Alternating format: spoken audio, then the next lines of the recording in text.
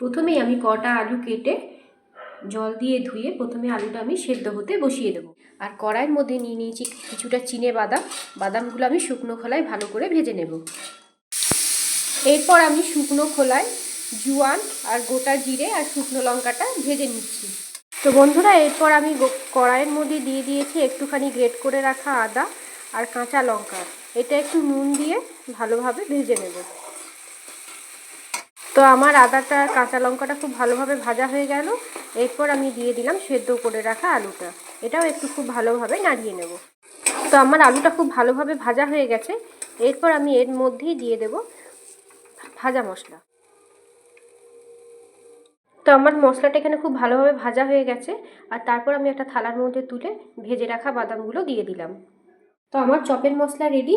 এরপর আমি এক এক করে সমস্ত চপগুলো ভেজে নেব। আবার তেল চাপিয়ে দিয়েছি আর তেলটা ভালোভাবে গরমও হয়ে গেছে। এরপর আমি চপগুলো ভেজে নিচ্ছি। এই 3টে চপ আমার ভাজা হয়ে গেছে। আর কড়াইয়ের মধ্যে বাকিগুলো আরও এক এক করে ভেজে নিচ্ছি। বন্ধুরা, আমার চপ বানানো কমপ্লিট হয়ে গেছে আর সবাইকে একে চপ দিয়ে মুড়িও দেওয়া হয়ে গেছে। তো চপ কেমন, আমার হাজব্যান্ডের চপটা খেতে কেমন লেগেছে চলো একবার তোমাদেরকে শোনাই। কেমন হয়েছে চপটা?